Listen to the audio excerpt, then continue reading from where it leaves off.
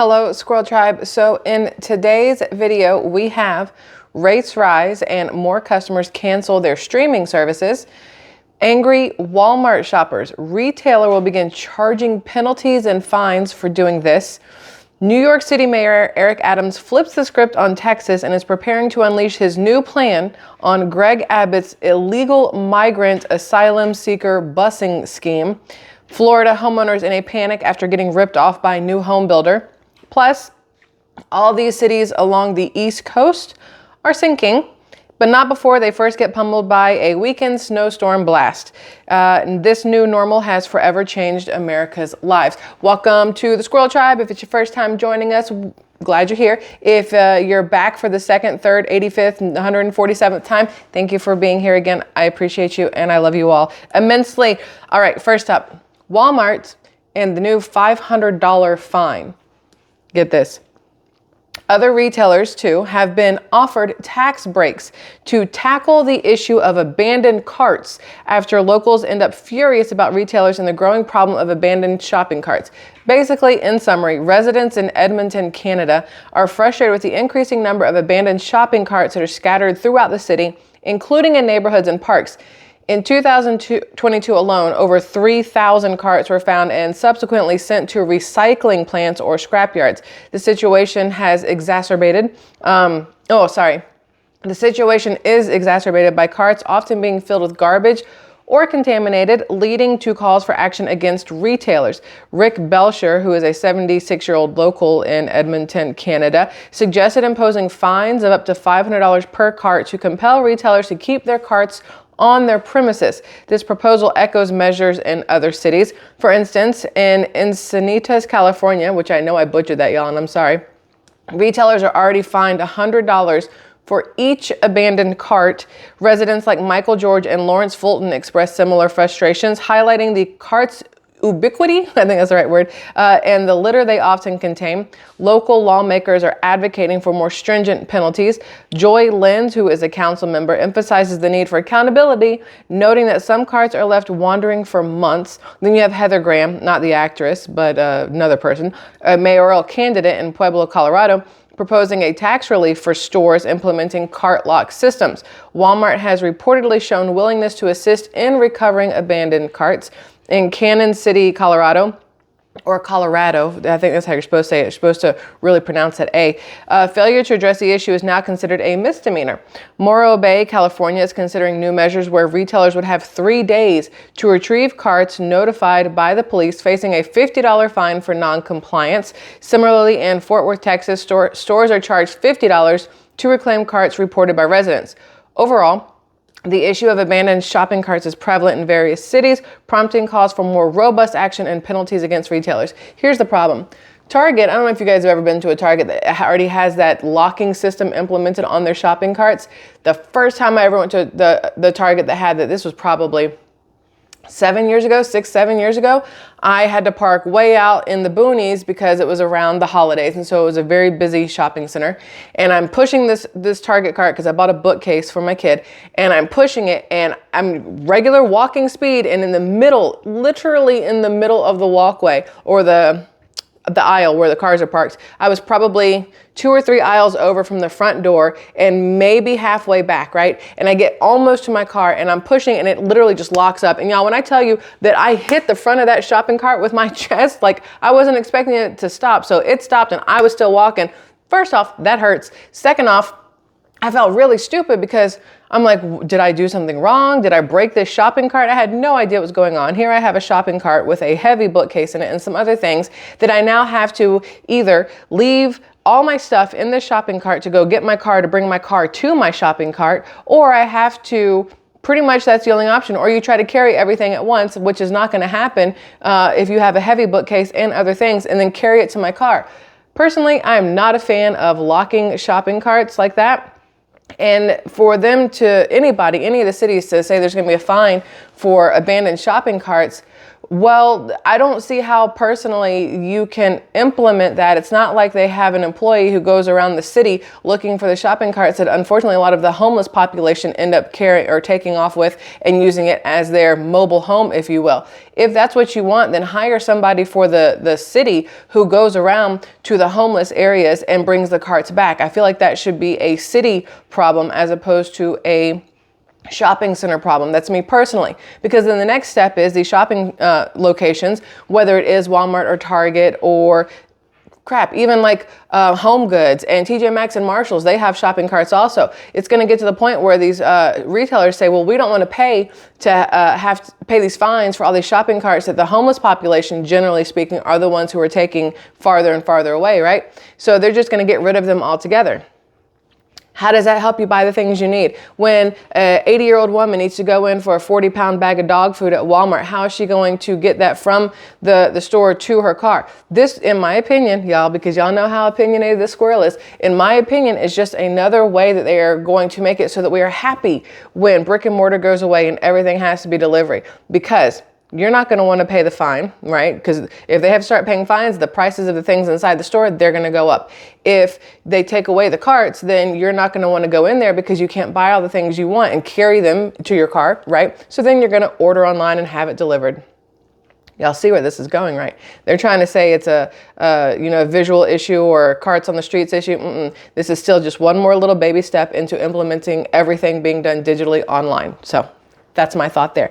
Now, staying on topic of pissed off customers, more customers are canceling their streaming services as rates rise. I know that the man and I, my husband, Kevin 247 on YouTube, we have sat down numerous times and talked about how to condense the things that we have. We like having streaming services. We like Netflix and Hulu and things like that because we would rather be able to watch those things, TV shows, movies, documentaries. I watch a lot of documentaries. I'd rather have those at my fingertips, for my computer or my iPad or my phone when we're traveling and when we're at home. There's certain things I don't want to get rid of. I'd much rather get rid of cable TV because there's nothing really good on there anyway. But it's getting to the point where now I'm like, I don't know if it's worth the cost to have these things because it's throwing money away if you're not using these things every single day, right? And all of them are going up in price. From what I read, streaming services like Disney Plus, Netflix, and Hulu have seen an increase in customer cancellations due to rising subscription costs. A report by the Wall Street Journal noted that defections across premium streamers rose to 6.3% in November, up from 5.1% a year earlier. The hikes have pushed the combined monthly cost for ad-free services, including Apple TV Plus, Amazon's Prime Video, HBO Max, Peacock, Paramount, Netflix, Hulu, and Disney Plus, because there's so freaking many of them, to $112.42, leading to about 25% of subscribers canceling at least 3 of these services. Customers grappling with higher living expenses especially are reconsidering their subscriptions. For instance, a mother from Lynn Haven, Florida, weighed in the cost of cable against streaming services. To improve profitability, the retail and retain users, streaming companies are introducing lower cost ad-supported tiers, bundled deals, and discounts. For example, the mom, a 6-month-old, for example, what did I write here? Hold on. For example, a 6-month ad-supported service for $2.99 a month, significantly lower than the standard $7.99 price. I missed some words as I was typing, y'all. I messed myself up here. But notes are definitely helping me. I will say better than trying to remember everything. Now, many customers are downgrading to cheaper plans or canceling less used devices. A man from North Texas switched to a cheaper Netflix plan and canceled sport add-ons from his YouTube TV subscription. However, analytics firm Antenna notes that many customers return to these services when appealing content is available, which is what happens to a lot of people. You cancel it and then suddenly there's these previews for these shows that you really, really want to see. Of course, it's only on Hulu, or of course, it's only on Netflix, or this or that. I think a lot of people signed up for these things over the last couple of years during the pandemic, when people were forced to stay indoors, or when people were laid off, or things like that, or working from home, because you wanted something to take your mind off of what was actually going on in the world. So you watched a lot of TV, a lot of Netflix, a lot of Apple TV and Hulu and Disney Plus and things like that. Then at the same time, you had a lot of these big production companies and these actors and actresses who did not want to make movies for the big screen, or the big screen wasn't making movies. So you had all these big, what would have been in theaters, all these big movies coming out on Netflix only, on Hulu only, on Disney Plus only. And it made it so that a lot of people signed up for these things. Well, now the world's back open and normal-ish, right? And I feel like now that there's more movies out in the theaters and there's more TV shows on your regular cable TV, that a lot of people probably are like, you know what, we can do without Netflix or Hulu, especially because they keep raising their prices. And Netflix has made it, this happened to us, Netflix has made it that you have to verify, like when you log into Netflix, if you try to log in, like let's say my mom tried to log into my account, it would notice that it's not the same, I don't know if it's the same VPN or the same whatever else as the majority of all the other accounts, which are through our TV and everything, and it won't let her log in because they see that as her stealing a Netflix account, because technically it's in a completely different home. So Netflix is cracking down on that sharing of passwords too, which whatever. So when they say a lot of people are canceling, I don't know if it's that people are canceling because of the subscription price or because they're mad that they can't like everybody use it, which I think a lot of people are probably pissed off about that. Now, here we go. Where was I?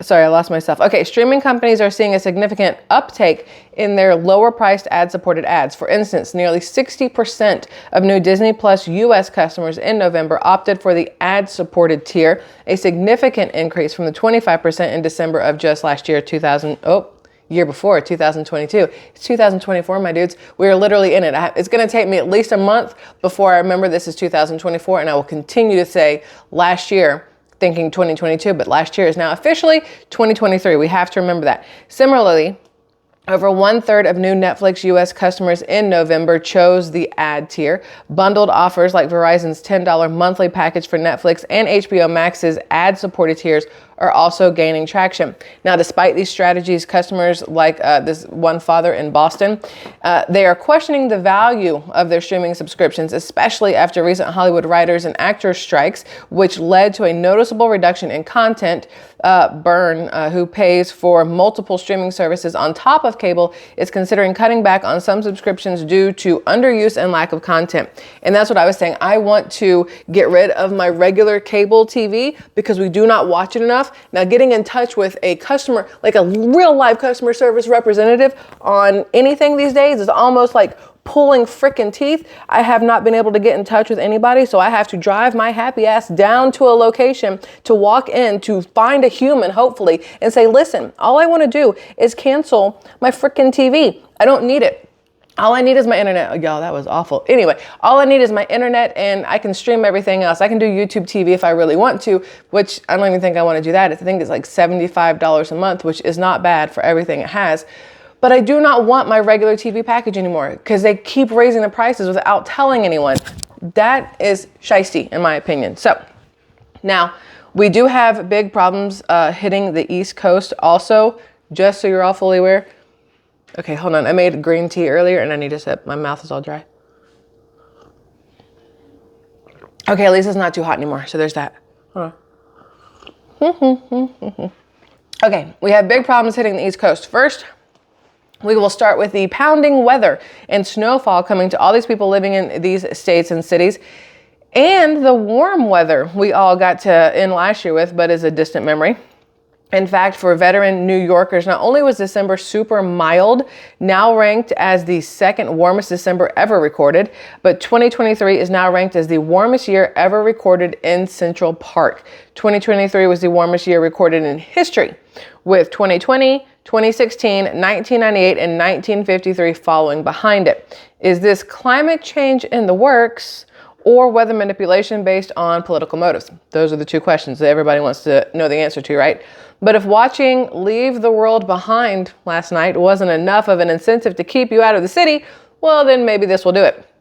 Because I read on CBS News, nearly all forecast models are suggesting that a significant winter storm will move into the tri-state area from Saturday into Sunday. With origins in the Southwest, the storm will be able to gather moisture from the good old Gulf of Mexico, plus dynamic energy and cold air from the north. In other words, this would be a scenario when the northern branch of the jet stream and the southern branch of the jet stream combine. I'm guessing like right about in there like that. A term meteorologists call phasing. Ryan Hall, y'all, would call it phasing, okay? When phasing occurs over our region, it can lead to blockbuster snowstorms.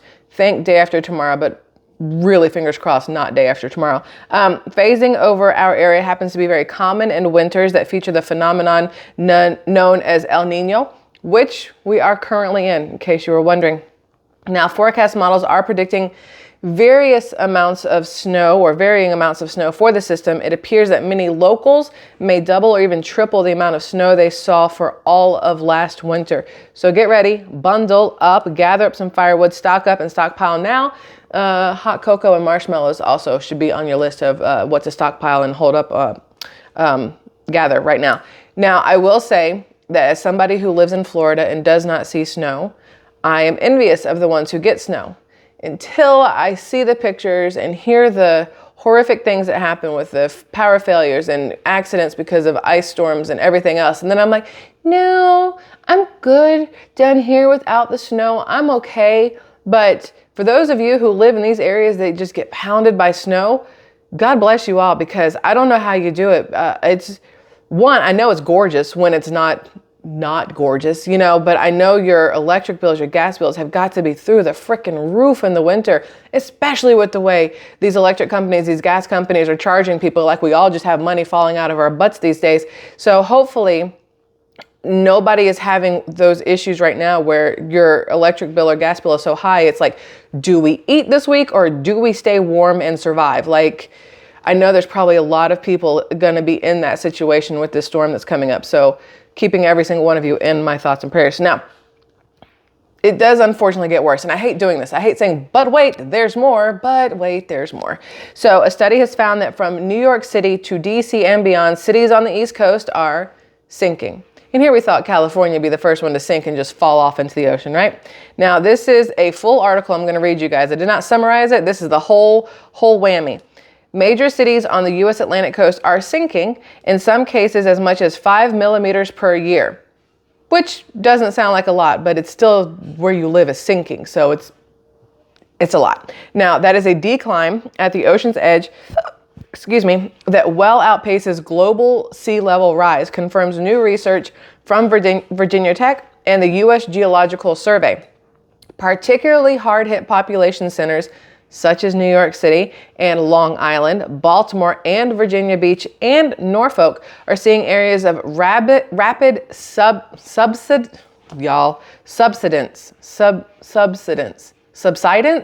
That feels righter, more right. Subsidence.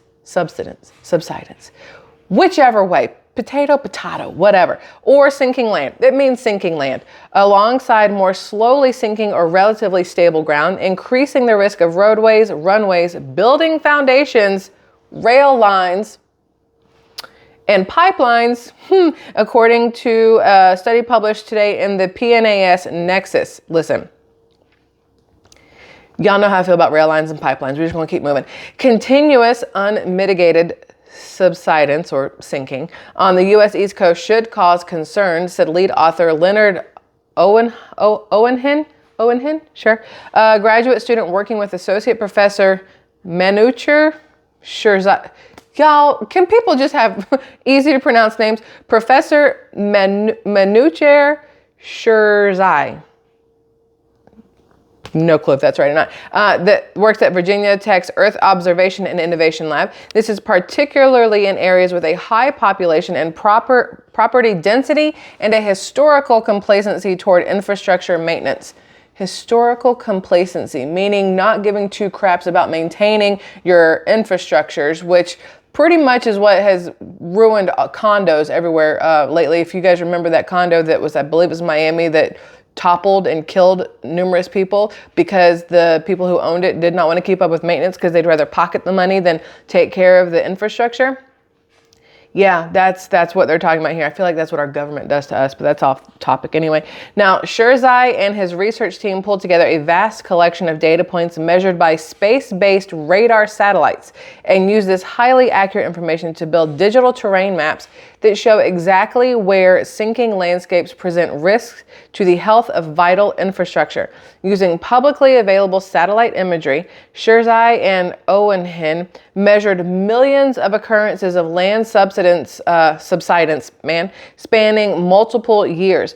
They then created some of the world's first high-resolution depictions of the land subsidence. I still don't know if I'm saying that right, y'all. Just butcher me in the comments if you want. These groundbreaking new maps show that a large area of the East Coast is sinking at least 2 millimeters per year, with several areas along the mid-Atlantic coast up to 3,700 square kilometers, or more than 1,400 square miles, sinking more than 5 millimeters per year, more than the current 4 millimeter per year global rate at sea level rise. We measured subsidence or sinking rates of 2 millimeters per year, affecting more than 2 million people and 800,000 properties on the East Coast. We know to some extent that the land is sinking. Through this study, we highlight that sinking of the land is not an intangible threat. It affects you and I and everyone. It may be gradual, but the impacts are real. In several cities along the East Coast, multiple critical infrastructure such as roads, railways, airports, and levees are affected by differing subsidence rates or sinking rates. Here, the problem is not just that the land is sinking. The problem is that the hotspots of sinking land intersect directly with population and infrastructure hubs. For example, significant areas of critical infrastructure in New York City, including JFK and LaGuardia airports and its runways, along with the railway systems, are affected by sinking rates exceeding 2 millimeters per year. The effects of these right now and into the future are potential damage to infrastructure and increased flood risks. I mean, think about it. Your own home, you have to worry about the foundation that it's on. If your home starts to like sink or shift or anything else like that, it creates that crack in the foundation, which at some point your entire house could topple. If you've ever watched like Homes on Homes or Property Brothers or any of those other HGTV kind of things, they're constantly going, oh man, you know, the structure, it looks like this has moved like 2 centimeters, and it may not seem like a lot, but unfortunately that 2 centimeters each year can mean the absolute destruction of this home. Can you imagine laying in your bed sleeping and your home just caves in and collapses because of that 2 millimeters a year? You happen to move in at the wrong year after it had already been slowly moving around. Y'all, it is a big deal. Again, it doesn't sound big. 2 millimeters doesn't sound like a big deal, but over time it really is. Okay, in their paper titled Slowly But Surely, Exposure of, every time I do that, y'all, Slowly But Surely, I know it's not the line, but it makes me think of Leslie Nielsen and Naked Gun. Something along the lines, I'm not slow and don't call me Shirley. I know that's not how it goes, but my brain does that every single time. Anyway, in their paper titled Slowly But Surely, Exposure of Communities and Infrastructure to Sinking on the U.S. East Coast, Virginia Tech and U.S. Geological Survey, USGS scientists measured how much the land along the East Coast has sunk and which areas, populations, and critical infrastructures within 100 kilometers of the coast area at risk of land sinking. Sinking can undermine building foundations, damage roads, gas and water lines, cause building collapse, and exacerbate coastal flooding, especially when paired with sea level rise caused by climate change. This information is needed. No one else is providing it, said Patrick Barnard, a research geologist with the USGS and co-author of the study. Sherzai and his Virginia Tech team stepped into that niche with his technical expertise and is providing something extremely valuable. Again, it's the little things that you don't hear about on a regular basis that may end up causing the most problems for everybody. So in my opinion, some of y'all may be listening to me talk about this going, who gives a rat's ass? Well, maybe you should. I want to talk to you guys about things that not everybody else is talking about, because those are the things that may be the most important out of all of them. All right, so thank you for being here and continuing on with this. Now, but if it isn't the weather or the earth sinking, Japan just had that massive earthquakes. I don't remember. I think they said it was like 50 earthquakes or in 90 minutes or something horrific like that. And then tsunami. Y'all, that, I don't have any images of that here, but that is a big deal. That was horrific. Anyway, but if it isn't the weather or the earth shaking, then it is something else, right? Breaking Mayor Eric Adams exploring idea of using the New York Police Department, the NYPD, to stop Texas Governor Greg Abbott's ploy of busing asylum seekers to New Jersey. New York stepping in to help out Jersey. I like it. Now, the latest from CBS News reads, Mayor Eric Adams has upped the ante in his game of high-stakes poker with Texas Governor Greg Abbott over the busing of thousands of asylum seekers to New York City. Call it justice, New York style. Now, Adams is exploring the possibility of sending the NYPD to thwart Abbott's latest ploy of dumping asylum seekers at New Jersey train stations to avoid the mayor's executive order limiting the hours buses can arrive there. It was finger-pointing time at the OK Corral after Abbott thought he got the better of Adams by finding a way to thwart his executive order. Adams called him a bully. Deputy Mayor Fabian Levy likened him to the Joker in the Dark Knight Batman movie. There's a line in it that some men can't be reasoned with or negotiated with. Some men just want to watch the world burn. Greg Abbott is that man, Levy said. So what exactly is a frustrated mayor to do after Abbott ordered buses to let migrants off at New Jersey train stations to ignore the mayor's executive order that limits bus arrivals to weekdays between 8:30 a.m. and noon? Have you thought about the idea of sending NYPD officers to stop the buses from letting people off at these places in New Jersey? CBS New York's Marcia Kramer asked the mayor. We're dealing with a bully right now, and everything is on the table that conforms with the law. Our legal team, our corporate counsel, and my special counsel here, they have spent the entire holiday weekend looking at every available option to us, Adams is quoted as saying. In addition to sending his own gunslingers, the mayor said he is also asking officials at every New Jersey community with a train or bus station to issue executive orders similar to his. And he has also asked New Jersey Governor Phil Murphy to join the crusade. What Texas is doing is bonkers, said Lisa Zornberg, chief counsel to the mayor.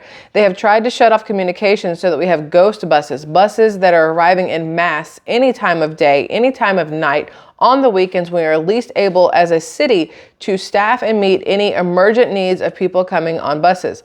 Now, Governor Kathy, I always F up her last name, Hochul or Hochul. I think it's Hochul. Said she has four square in the mayor's corner in issuing the executive order. I absolutely support what the mayor did. I thought it made sense, Hochul said. If the governor of Texas is going to spend his nights trying to thwart our rules in our city, then we'll find ways to address it. A spokesperson for Governor Abbott fired back, calling Adams a hypocrite, adding the mayor also took to busing asylum seekers, sending them to various upstate towns and cities. Now, here's the problem. When you decide that you want to be a asylum seeking city, you want to be open to that, you get what you get. And I hate to say it like that, but I don't see them being people being bussed into the city where I live, because we are not a asylum seeking friendly city. I know that sounds wrong. I know that sounds heartless. I know that sounds some kind of way, because the people of that city don't deserve that. But the governments of those cities that said, like Chicago and New York and Texas, said, hey, we'll be your asylum cities. That's kind of what you get. You signed up for it. You asked for it, right? I don't know how to change it, honestly. I don't know how they would change it. It's not like that at this point they can go back and go, nah, we changed our minds. We don't want to do this, because you've already let in 3 million people just in the last year alone. So now the problems stretch all across America, and these sanctuary cities are going to destroy everything around them and make it so people don't want to live there anymore. Happening right now in Denver, Colorado. Migrants voice concerns to Denver City Council ahead of planned encampment sweep. The amount of entitlement by this bunch is literally unreal.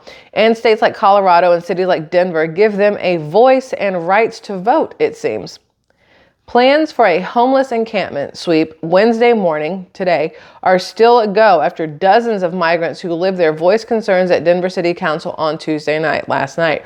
That sweep is scheduled to happen at Zuni Street and Spear Boulevard, where hundreds of migrants have been living. Some of these migrants went to the council to voice concerns about the sweep, but they mainly wanted the council to know that they're ready to work and give back to the Denver community. Council members Chantel Lewis and Serena Gonzalez Gutierrez met with the migrants. We don't want y'all on the streets, let's just say that, and we will continue to fight for you, Lewis said to the migrants in attendance. Johanna Gonzalez, one of the migrants who addressed the council, was a nurse back home. It's a skill she's ready to bring to Denver, but for her and so many others, work permits are standing in the way. We really need work authorizations, and we understand that it's not a local government's decision to make, but we are here and we want to continue to support our families. We don't want the government to continue paying for all of our expenses, you know. That's not what we want. We want to be able to work and sustain ourselves, Gonzalez has said. The city says the plan is still a go, mainly because they plan to connect these migrants with housing and are working to open 2 shelters. To date, the city said it's received more than 300 rental applications and nearly 100 have already moved or are set to move from the encampment into housing. Here's where I have a problem. I do not have a problem with anybody who wants to better their lives by making a move from point A to point B. What I have a problem with is when you do it illegally, okay? The problem is a lot of people come to this country thinking the American dream is just going to be handed to them. And the problem I have the most is that part of it is being handed directly to them and yet not to actual Americans. They are worried about getting migrants off the street, but what about the homeless people, the American homeless people that are still there in Denver, Colorado? As somebody who's been to Denver, Colorado, I saw a lot of homeless people, saw a lot of American homeless people. Are they being helped right now? Are they being moved off the street so they're not cold in the winter? Are they being offered, help to get a job or anything like that, or help to get a home? No, because they're worried about the migrants. They're worried about the people that are coming from other countries as opposed to the people who live in our own flipping country. That's where the problem comes in. I feel like the government would have much better help or backing from people if we took care of our own first. If our own were taken care of, then I'm pretty sure most people would not have a problem with trying to help other people. But it's the fact that our government is shitting on our people in order to help other people. That's where the problem comes in, and that's where this great divide starts, and that's where all this animosity comes from, because we aren't doing what is necessary for ourselves. All we're doing is caring about people who are here illegally. And I know that sounds some type of way, and it is what it is, whatever. So speaking of moving, so many people moved to Florida to get away from this leftist progressive indoctrination of civil destruction, all in the name of votes and political power. And they moved to states like Florida for hopes of a better life. But sadly, that isn't panning out like everyone had dreamed. And according to the Orlando Sentinel, they are sold leaky homes in pricey Winter Park area. Now they're demanding the home builder pay for repairs. And the article starts off by saying, walls and windows that leak when it rains, baseboards separating from the walls, and damp drywall accumulating mold. Residents living in the Hawks Crest at Winter Park community shared their complaints on a neighborhood Facebook group page, and then they say they realized their experiences were nearly identical. We all had our water coming in from the same places, said Angela Serber, who's a teacher at Orange County Public Schools, who purchased her home in the neighborhood in 2020. It was the biggest purchase of my life, as most homes are, and it was a wonderful experience for me initially.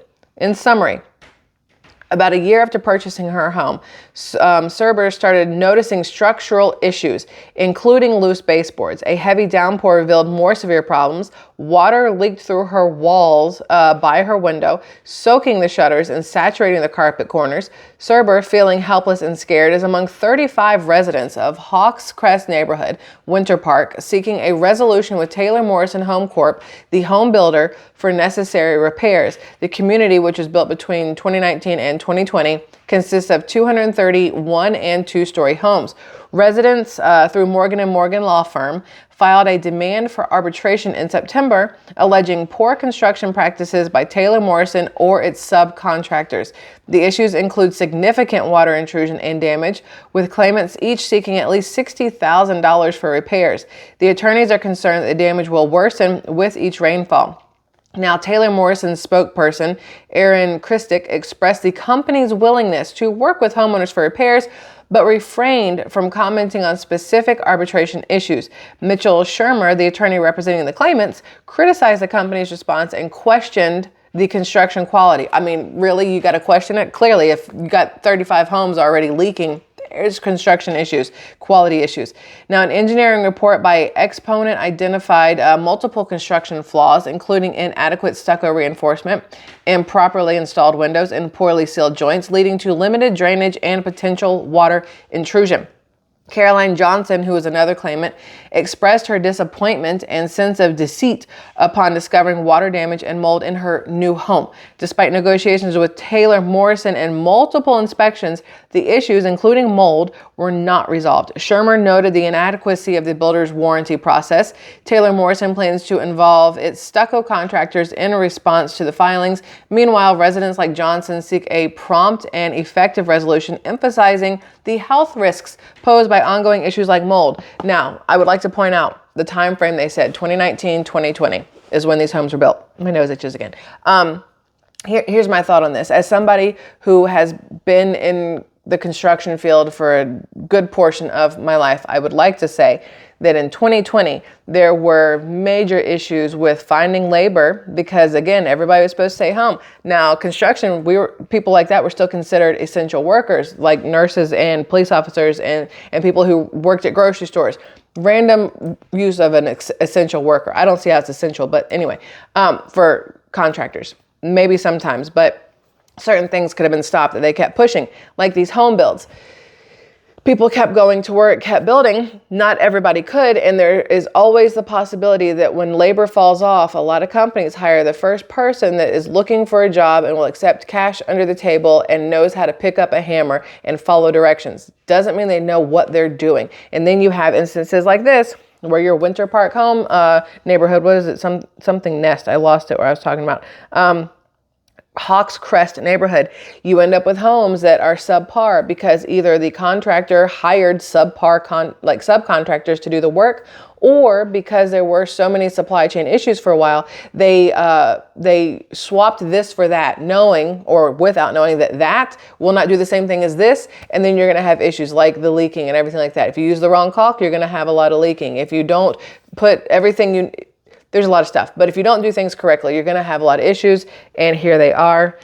They're going to have to rebuild those homes. Like I'm telling you, they're going to have to homes on homes, those things, and pull all the walls out, all the windows out, new everything. And it's going to cost more than $60,000 with today's labor prices and today's prices on materials. It's going to be expensive.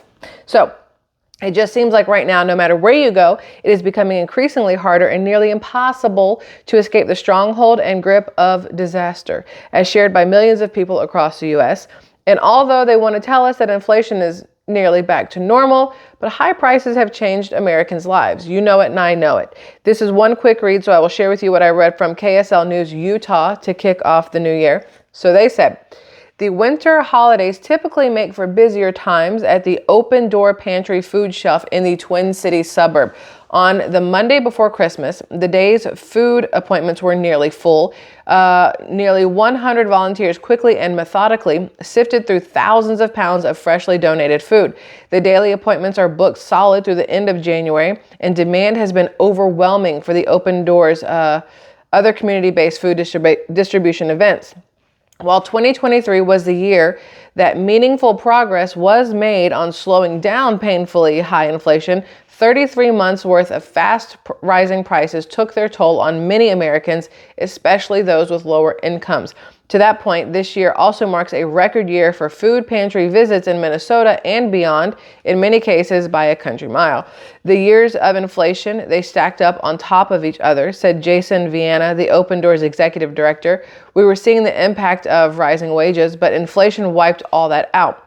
In 2022, the U.S. saw inflation spike to levels not seen in 4 decades, in 40 years, y'all. And the Federal Reserve was in the throes of a historic rate hiking campaign to cool it back down. At the start of this year, inflation had moderated some. The consumer price index had cooled to 6.5% in January of 2023 from its 9.1 peak in June of 2022. However, the U.S. economic outlook was clouded by ongoing fears that the aggressive Fed campaign would lead to a downturn. Those dire predictions did not materialize. The labor market remains strong, which has helped to fuel consumer spending and keep the broader economic engine churning. The housing refinancing boom of previous years and the resurgent stock market have made many, but certainly not all, households wealthier. It's been a difficult few years, but I do think that in 2023, the situation is improving for households as inflation has slowed and as wage growth has remained above the pre-pandemic trend, said Gus Foucher, Senior Vice President and Chief Economist at the PNC Financial Services Group. Although the speed of price hikes has gotten better, that's not to say it's been pleasant by any means. Consumers remember a couple of years ago when they could buy something for quite a bit less, said Kayla Brune, senior economist with market research and analytics company Morning Consult. Food prices are a very visible piece and something you're buying at very frequently. And there's a lot of awareness of what those prices are, maybe second only to gas prices. More than 90% of the items tracked in the Consumer Price Index are more expensive than they were in February of 2020, with most price increases landing north of 20%, and some, fuel and margarine, approaching 55%, Bureau of Labor Statistics data show. Margarine, 55% out of all the things, margarine. Anyway, food prices are nearly 25% higher if you're averaging that shit out, because we all know that a lot of those things went up 200, 300, 400% if you know what I'm saying. Y'all know what I'm saying. Even as your inflation rates slow, prices are still well above where they were ahead of the pandemic, said Shannon Seary, who's an economist with Wells Fargo. Households are still grappling with that. Obviously, a slowing price growth environment is beneficial, but when you have the price growth we've had over the past few years, it kind of compounds on itself. That layering effect of inflation compounded with decades high interest rates, as well as the expiration of pandemic emergency measures, further squeezed households' budgets and forced many to rely on food donations. Marissa Piazza, a senior policy analyst for the Federal Reserve Bank of Cleveland, wrote in a November blog post, "Low-income households are particularly vulnerable to these increases because they spend a greater share of their income on food," she wrote. I've been barely getting by the skin of my teeth for the last 3 years since C-19, said Donato, 50, who said she is a disabled veteran on a fixed income. With the cost of food, the cost of everything going up, I'm getting to the point where I have zero money left over at the end of the month. Donato said she racked up credit card debt to cover unexpected expenses. This month, I could not pay any of my bills, she said, and my debts and my bills are mounting, and now I've got late payments hitting me and all these credit card fees, and now my minimum payments have gone up and I'm hurting really bad. Inflation is expected to let up further through 2024, a year that could see some relief as well on the interest rate front. Such a combination could give Americans more breathing room and hopefully be enough to bring those who are struggling the most back from the brink, said the Open Doors Vienna. If inflation can stay down and wages can continue to grow, there is absolute hope that families will be able to get back on their feet and require less support, he said. Here's the thing. I have to have hope. Y'all know I'm an optimistic cynic. That's what I call myself. But I have to have hope that somehow something will turn around, whether it's, for an individual with a job, or it's for a family with their rent cost, or it's for a city with their new mayor or whoever else who can make some changes that helps the city out, whether it's for the entire nation and there's, a lower interest rate increase and food prices come down somehow. Like, I have to have the hope that that is going to happen, because you have to have some sort of silver lining and everything so that you don't bang your head on a wall all the time.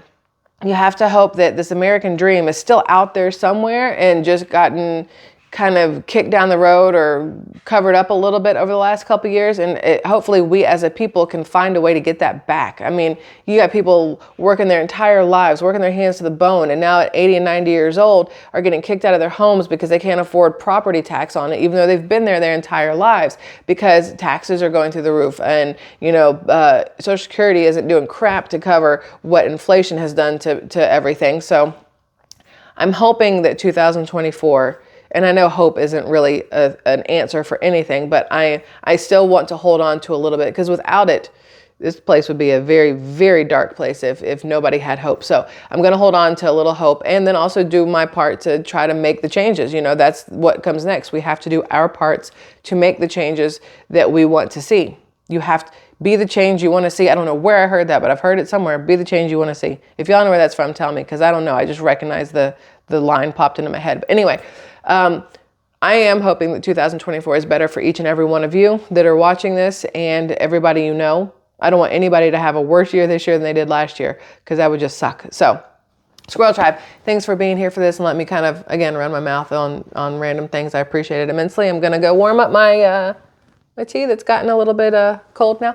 And I will see you guys again on the next one. Love you all. Bye.